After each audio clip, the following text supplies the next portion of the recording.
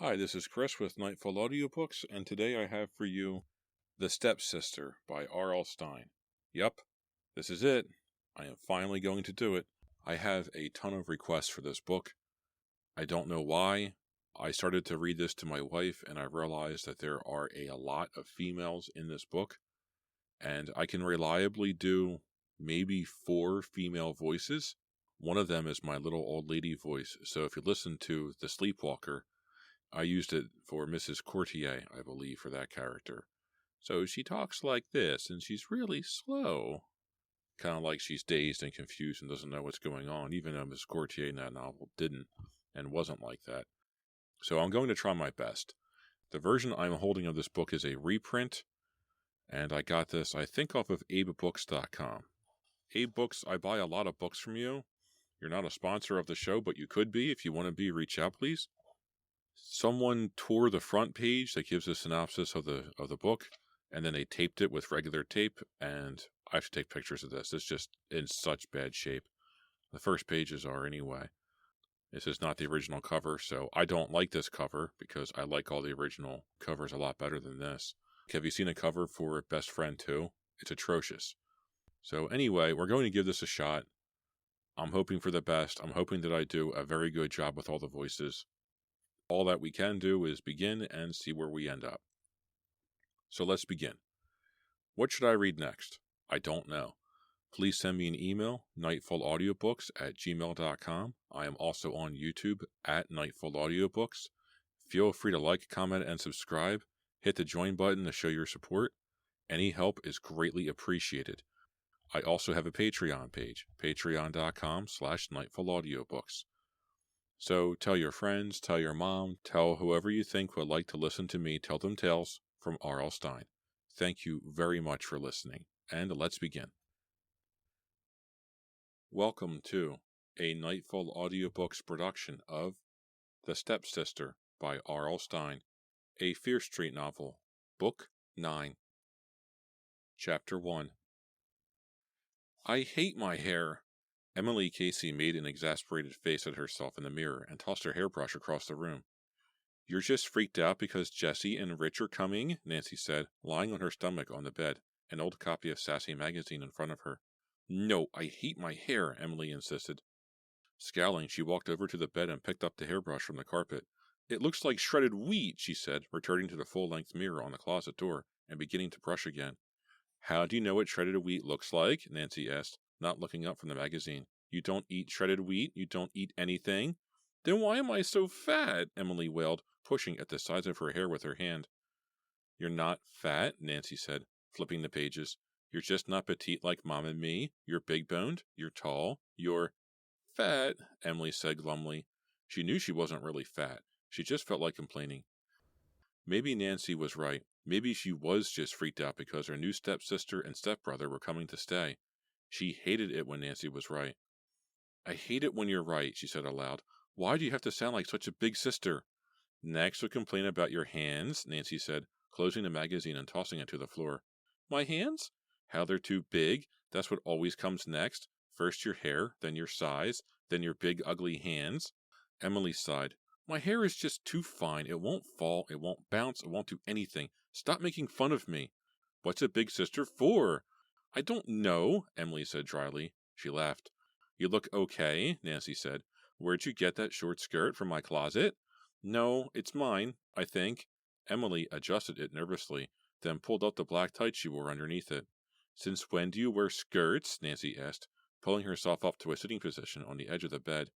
I wanted to dress up, make a good impression. You really are nervous? Nancy said with a smug smile. She stood up and walked over to the mirror. She was wearing designer jeans that emphasized her slight, boyish figure, and a pale green turtleneck sweater that looked sensational against her copper-red hair. Unlike Emily's, Nancy's hair was straight and smooth, and always fell right into place at the touch of a comb. Mom baked a cake, Emily said. Guess she's nervous too. It'll probably taste like cement. Standing side by side, the girls didn't look at all like sisters. How come you're so cool? Emily asked, picking the magazine up from the floor and placing it on the shelf with the others. Don't you think it's exciting that we're going to have a new sister and brother? We've met them before, Nancy said, walking over to the bedroom window and staring down at the front lawn that slopes gently down to Fear Street. It was a sunny day, warm for December. Spindly shadows of the barren trees played against the patterned yellow wallpaper. So what? Emily cried heatedly. They're coming to live with us. I mean, forever. I'm going away to college next year, Nancy said. Besides, Jessie is going to be in your room. You're the one who has to make the sacrifices. Emily stared at her sister, a little startled by Nancy's words. Emily had been so excited that she was getting a new sister her own age, she had never thought of it as a sacrifice. Maybe it was a sacrifice. Maybe giving up her privacy, giving up half her space, was a big sacrifice. She had met Jessie several times, and they'd always gotten along fine, but that wasn't the same as having Jessie actually living with her. What if she turned out to be a real dweeb? No, that's stupid, she quickly decided. Nancy was so negative. She wasn't going to let Nancy make her more nervous than she already was. Getting a stepfather, that was the big change, Nancy said, staring hard out the window, as if trying to avoid looking at Emily.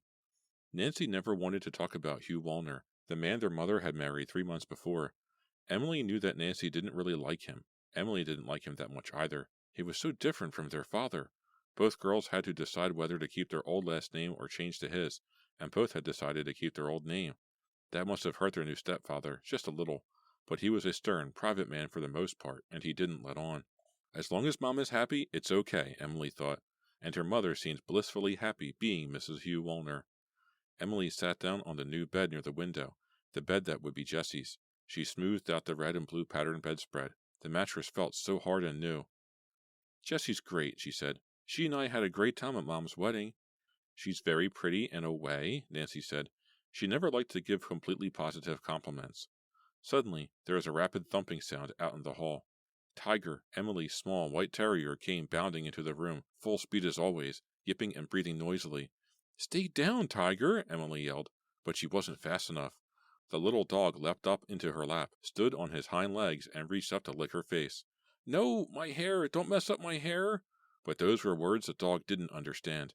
By the time Emily managed to pull Tiger off her, her hair on the left side was standing straight out. Oh, Tiger, I love you. Emily held him up to her face and rubbed noses with him. Even if you do destroy my hair. She let him down. Tiger, his stub of a tail flicking furiously back and forth, toddled rapidly from the room and down the stairs. Hey, they're here, Nancy cried, turning away from the window. What happens to your hair? Tell them I'll be down in a minute, Emily said with a sigh, rummaging in her dresser top for the hairbrush. It does look like shredded wheat, Nancy said, heading to the stairs. Maybe you should wear a hat? Thanks for the support, Nance. Just trying to be helpful? Nancy disappeared. Now, do come in, do come in. Emily could hear her mother at the front door, welcoming Jessie and Rich in an excited voice. You both look wonderful. We're all so excited. Where's Emily? The plane was late, as usual, Mr. Wallner grumbled. Well, they're here now. That's all that counts, Emily's mother said. Emily stood at the top of the stairs, her heart pounding, listening to the excited voices. This is going to work out fine, she thought. In fact, it's going to be fun. She took a deep breath and hurried down the stairs, taking them 2 at a time. Hi! She rushed forward to hug Jessie, who was in the middle of taking off her plum-colored down coat. Emily, somewhat flustered, hugged the coat instead. Both girls laughed. Well, hi anyway, Emily said. You look great. Jessie was a very pretty girl. Everything about her was tiny and petite except for her eyes, which were startlingly large and pale blue. She had long, shiny, straw-blonde hair, a beautiful high forehead, and creamy white skin. She reminded Emily of old paintings of angels she had seen in a museum. Jessie was wearing a pale blue sweater, obviously chosen because it matched her eyes and her faded jeans. Thanks, she said to Emily, handing her coat to her father. You look great, too. She had a soft, whispery voice that perfectly matched her looks. Her eyes went to Emily's hair and lingered there a while. Then she turned to Mrs. Wallner. It feels so great to be here, she gushed. I just love this house. She rushed forward and gave Mrs. Wallner a long hug. Emily saw that her mother was genuinely moved by this. Hey, let's not forget Rich, Nancy chimed in, interrupting Jessie's hug. Well, of course we won't forget Rich, Mrs. Wallner said, beaming at him. How could I forget such a handsome young man, even if he is the strong, silent type? Mrs. Wallner winked, obviously pleased with her little joke. Rich, normally as pale as his sister, turned tomato red. Well, someone's got to be quiet around here, Nancy cracked. Everyone laughed except Rich, who still looked very embarrassed by all the attention. He was thin and wiry. He seemed too tall for his body. He was blond like his sister, with short, spiky hair. He had a few pimples sprinkled on his chin, and he had enormous feet. With the white sneakers he wore, he looked just like a cartoon rabbit. 13-year-olds are so weird, Emily thought. She couldn't remember being 13, even though it was only 3 years ago. She had forced all memories of it from her mind. "What's that you're reading?" Emily asked him. He had a hardcover book in his hand. He started to raise it to show her. "That boy always has a book with him," Mr. Wallner said, shaking his head as if disapproving. It's Stephen King," Rich muttered, so low Emily could barely hear him. "Pet Cemetery. You read that one, didn't you, Nancy?" Emily asked. Nancy turned up her nose. "I don't read Stephen King anymore. Now that she's a senior, she doesn't read anything," Emily cracked at Jessie. Jessie laughed appreciatively, even though it wasn't much of a joke. "It's just so good to be here. I know we're going to be very happy," Jessie said to Mrs. Wallner in her breathy voice. "I'm sure we all will," Mrs. Wallner replied. "It'll be so neat having a sister my age," Jessie said, turning to Emily. "We can study together and go everywhere together. You'll have to show me Shadyside. We can cook together. Do you like to cook? And we can share each other's clothes, and—" "I don't think we can do that," Emily said, suddenly embarrassed. Jessie was so much smaller than she. "It's just going to be the best," Jessie gushed, and rushed forward to give Emily a hug. "I baked a cake," Mrs. Wallner said, "and I've got sandwiches all ready. I knew you'd be hungry after your flight." "I'm starving," Mr. Wallner said, holding his hands on top of his stomach. "Waiting around in airports gives me indigestion." He was tall and muscular, balding with a fringe of dark hair around his head. To Emily, he always seemed disgruntled, unhappy about something, about to get indigestion. "Before we eat, I'll bet Jessie and Rich would like to go upstairs and unpack and see their rooms," Mrs. Wallner said, ignoring her husband. "That's a great idea," Jessie said, picking up her enormous suitcase. "No, let me carry that for you," Emily said. She immediately regretted making the offer. She could barely lift the case off the ground. "I'll bring the suitcases up later," Mr. Wallner said, heading toward the kitchen. Nancy led Rich up to his room, the very narrow room that up until a few days ago had been a storage closet at the end of the hall. "Come on, Jessie," Emily said brightly. "I'll show you to our room." "Great," Jessie said, smiling at Mrs. Wallner. "We'll be down in a few minutes. I'm starting to feel really hungry, too." "I'll get everything ready," Mrs. Wallner said happily, following her husband to the kitchen. "Hey, Hugh, don't eat up everything before the kids get a bite." Jessie followed Emily up the carpeted stairs, which creaked and shifted under their feet. "Ta-da! Here it is," Emily said, ushering Jessie in. Jessie frowned as her eyes quickly surveyed the room. "Kind of small," she muttered. "Huh?" Emily wasn't sure she heard right. Jessie had such a whispery voice. Still frowning, Jessie walked over to the open window and, leaning against the sill, looked out. "Fear Street, what a name!" "It's a very interesting neighborhood," Emily said. "How long have you lived in this old dump?" Jessie asked, turning to Emily. It seemed more like an accusation than a question. About 6 years, I guess," Emily said, trying to think how old she was when they moved here. "My parents like old houses. I mean, liked. My dad, he was really handy. He loved to fix things up." "Is your mother always so cheerful and enthusiastic like that?" Jessie asked, quickly changing the subject. She rolled her eyes. "I mean, wow." She stepped back from the window and sat down on Emily's bed, then lay back, supporting her head in her hands.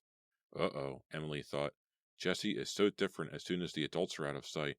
She was so sweet downstairs, but now she has a whole new personality. Is this what she's really like? "Mom was just excited," Emily said uncomfortably. Jessie sat up and picked up Maxie, Emily's treasured old teddy bear. "You don't look like your mom," she said, looking Emily up and down. She's staring at my big hands, Emily thought. She clasped her hands behind her back and walked over to the desk. "No, but my sister looks like her, exactly." "I never liked red hair," Jessie said, making a face. She examined the old teddy bear, then looked back up at Emily. "There isn't much closet space in here, is there? What am I supposed to do with all my stuff?" She must have caught the wary look on Emily's face, because she immediately started to apologize. "I'm really sorry. Please, forget everything I've said up here. I'm just so nervous." "I'm nervous too," Emily admitted. "You really don't have to apologize." "Yes, I do. I was just being stupid. It's all been so hard. I mean, it's been terrible." Emily turned the desk chair around to face Jessie and sat down in it. "What do you mean?" "I mean, as soon as Mom found out that Daddy was getting remarried, she couldn't wait to shove Rich and me off on him. It's not too cool to find out your own mother doesn't want you around." "I'm sorry," Emily said softly. Rich and I have been like yo-yos, Jessie said bitterly, staring down at the carpet. It's like we've been shuttled back and forth between the two of them our whole lives. She tossed a teddy bear from hand to hand. Also, I had to leave everyone, all my friends, my best friend Deborah and I. We were really close. I miss her already. I'm really sorry, Emily repeated. I didn't really understand how hard this is for you. Well, it's tough, Jessie said, still unable to look at Emily. I'll try my best, too, Emily started, but she was interrupted by the familiar tiny thunder of dog paws. Tiger burst into the room, leapt up onto the bed, and tried to lick Jessie's face. Oh, get away, Jessie screamed, shoving Tiger away. Get off me. She shoved him hard. The confused terrier let out a confused yelp as he hit the floor. That awful dog will get hair all over my new sweater, Jessie wailed. Get him out of here. Tiger? Out, Emily said firmly. The dog didn't have to be told twice. His stub of a tail straight up in the air, he turned and trotted out. He's really very sweet, Emily said, annoyed at Jessie's violent reaction to Tiger. He's disgusting, Jessie said, searching her sweater for dog hairs. He doesn't shed much at all, Emily told her. He could have torn it, Jessie whined. Do you know what this sweater cost? It's very pretty, Emily said, a little embarrassed. To change the subject, she asked, Are you starving now? You want to go back downstairs? Yeah, I guess. Jessie moved Emily's old teddy bear from hand to hand. I was given that bear on my first birthday, Emily told her. It was always my favorite. Really? Jessie pinched the bear's nose. It's pretty tacky now, isn't it? She laughed, a whispery, high-pitched laugh. It means a lot to me, Emily replied. Guess I'll take this bed, Emily. I can't stand sleeping by a window. But that's always been my bed, Emily protested. We bought that new bed by the window for you. Well, then I think we have a problem. Jessie glared unhappily at Emily. Then she looked down and tore the head off the teddy bear. Chapter 2. Jessie laughed a startled, high-pitched laugh. Emily was too shocked to say a word. Was this really happening? Jessie quickly choked off her laughter. I'm so sorry, she said, looking down at the teddy bear head in her left hand and the body in her right hand, gray stuffing falling through the open neck. It was an accident, really. She looked up at Emily as if to see if Emily believed her. Emily didn't believe her. You pulled Max's head off, she said. For some reason, it came out more like a question than an accusation. No, it just came off in my hands, Jessie insisted. Really, I barely touched it. You believe me, don't you? Her large blue eyes burned into Emily's as if challenging Emily to agree it was an accident. Emily didn't reply. A shadow fell across the room. It was caused by clouds covering the sun outside the bedroom window. The room darkened so suddenly it gave Emily an eerie feeling. She had the strange sensation that Jessie had brought on the darkness. Emily shivered, suddenly chilled. It was a silly thought, of course, but the picture of Jessie in the darkened room sitting on Emily's bed with Max torn in half on her lap would stay with Emily for a long, long time. The shadow lifted. Hey, guys! Nancy walked into the room. She was carrying a handful of cassettes. How's it going? Do you want these back, Em? I borrowed them last week and... She stopped in mid-sentence. Hey, what happened to Max? It was an accident, really, Jessie cried, sounding very defensive. She stood up quickly and walked over to Nancy, holding up the two teddy bear parts. It just came off in my hands. Jessie's voice trembled. Nancy put the cassettes down on the desk and took the teddy bear from Jessie. Maybe it can be sewn, she said. She looked at Emily. Maybe, Emily said doubtfully. Hey, your brother sure is quiet, Nancy said to Jessie, deliberately changing the subject. She handed the teddy bear to Emily. Tell me about it, Jessie said dryly. Rich is quiet, okay, but once you get to know him, he's just about silent. Nancy laughed. Jessie laughed at her own joke. Emily still didn't feel like laughing. Jessie has a real mean streak, she thought. She's only been here a few minutes, and she's already putting down her brother. Then she realized that maybe she was being ridiculous. Jessie had just made a joke after all, and maybe the teddy bear thing was an accident. Max had been practically falling apart for years. Here Emily was, thinking the worst about Jessie when she should have been trying to make her feel at home, feel like part of the family. She is part of the family now, Emily told herself. You've got to get along with Jessie. It must be hard for Rich, Emily said sympathetically. Starting all over in a new school is rough. Tell me about it, Jessie said with some bitterness. Then she laughed, a nervous laugh. Rich is okay, I guess. He and I really don't talk much. It's hard to get close to him. He's sort of in his own world, always walking around with some creepy book in his hand. He must be the biggest Stephen King fan in the world. He even writes him letters. The room darkened again. The sky outside the window was completely gray now. The colors in the room all seemed to fade into shades of gray. I never liked Stephen King all that much, Nancy said. Of course, now that I'm a senior, I don't have time to read anything, just schoolwork and college applications, of course. Are you going out tonight? Emily asked quickly. She didn't want Nancy to get started on how hard it was being a senior and how much work she had to do. Nancy could talk for hours on that subject. It sometimes seemed to Emily that Nancy spent more time talking about how hard the work was than doing the work, and when she wasn't complaining about all the homework, she was complaining about her social life. Don't you have a date with Gary Brandt? He called and broke the date, Nancy said, shaking her head. Said he had a cold, but he didn't even have the decency to sniffle once or twice into the phone. I knew he wouldn't show. She picked up the cassettes and then let them drop one by one back onto the desk. Let's not bore Jessie with the details of my social life, she said with a forced laugh. It's been such a mess ever since... I know, Emily groaned, rolling her eyes. Ever since Josh broke up with you and started going out with me. Jessie climbed to her feet, looking very uncomfortable. Maybe I should go downstairs, she said, looking first at Emily, then at Nancy. If you two want to tear each other's eyes out or something. No, Emily said, jumping up too. Nancy and I have been over this 1,000 times. 2,000, Nancy said, brushing her copper hair back over her shoulder. She looks just like Mom when she does that, Emily thought. Nancy, you know you couldn't stand the sight of Josh anymore, Emily said, wondering why she was bothering to defend herself again.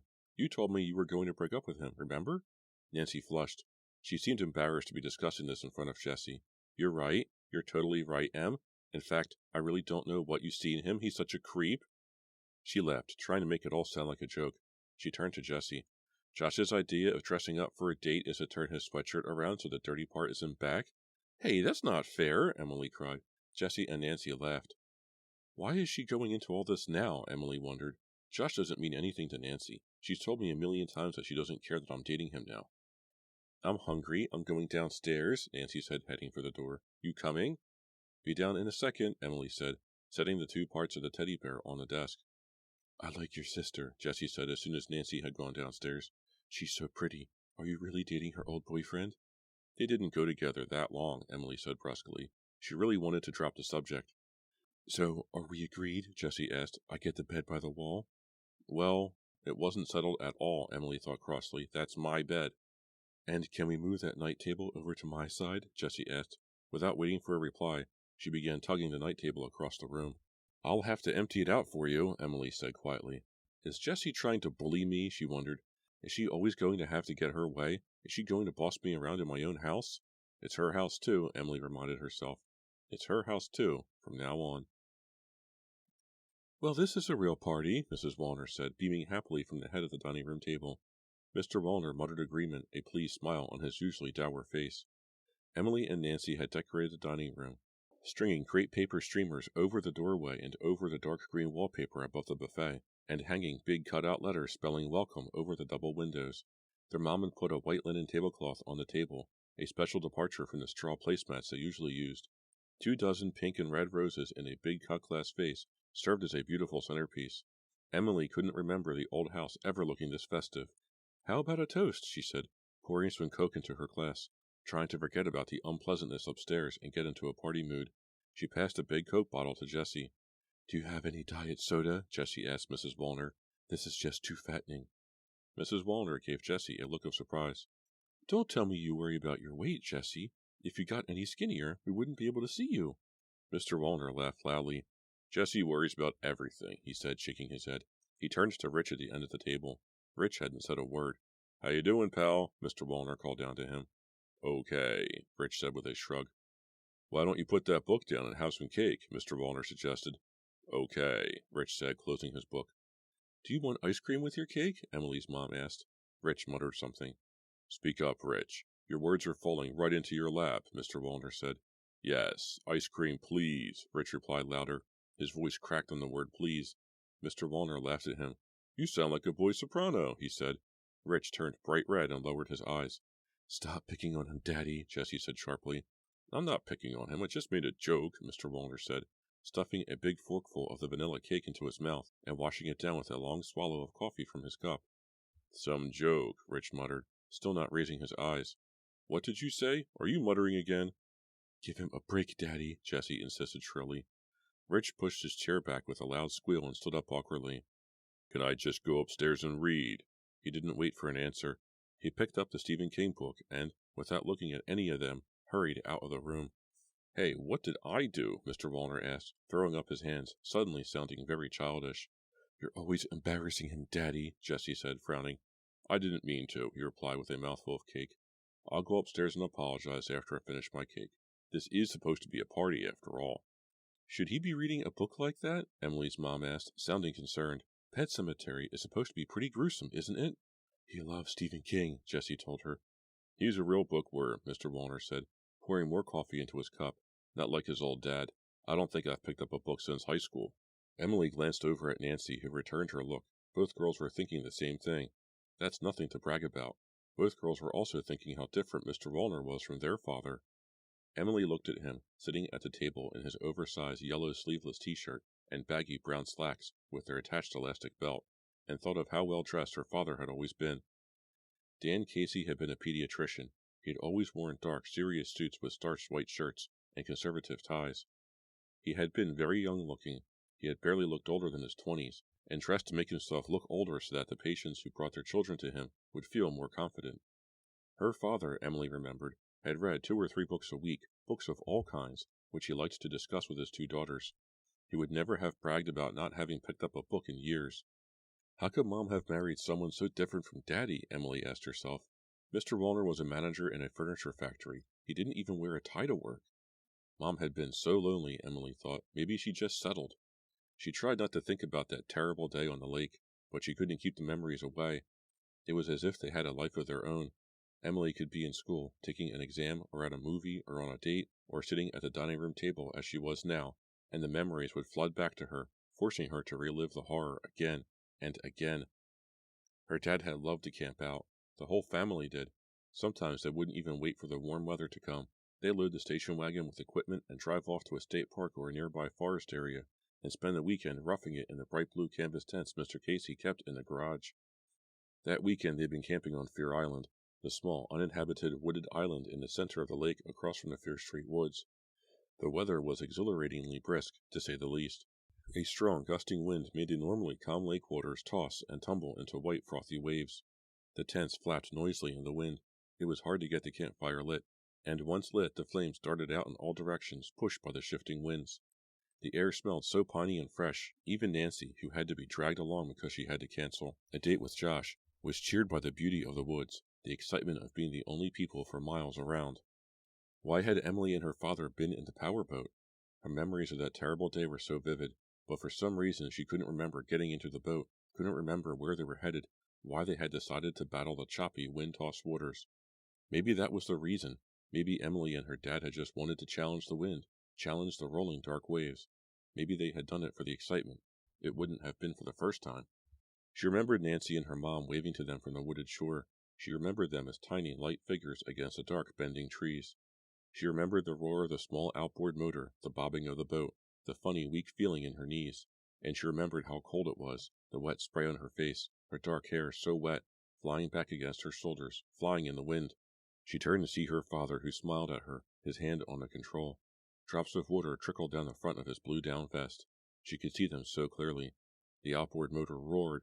The little boat seemed to fly over the tumultuous waters. It was such a wonderful feeling. The 2 of them were enjoying it so much. It all turned to horror so quickly. Emily was handing the thermos to her dad. The hot coffee had tasted delicious. Her hand was wet. The thermos slid away from her into the water. Without thinking, her dad reached for it. The wind came up with a strong, sudden wind. It felt as if the world were turning upside down. It took a few seconds for Emily to realize that the boat was capsizing. The frozen water didn't make it any more real. It was all like a dream, a strange, frightening dream. She remembered thinking, this can't really be happening. She went under. Forcing herself back up to the surface gave her time to realize what was happening. Daddy! Daddy, where are you? A wave slapped her hard. She started to choke. The overturned boat bobbed a few yards away. She swam for it, was pushed back, swam harder, still sputtering. Daddy, where are you? She grabbed the boat. It was so slippery, but somehow she managed to hold on. Another gust of wind set the waters high. She gripped the boat bottom with both hands. Daddy? Daddy? Where was he? She turned and looked behind her. She looked all around. Was he swimming back toward the island? It was a low, dark line against a gray sky. Daddy? Where are you, Daddy? He wouldn't swim away and leave her. The island was too far to swim to, especially against the current. Where was he? She remembered the panic. It filled her chest, made it hard to breathe. The panic spread over her entire body, froze her there, clinging hard to the overturned boat. It seemed like hours. It must have been only seconds. And then she saw him. He floated slowly past her, face down, his light brown hair floating on the surface of the water like seaweed.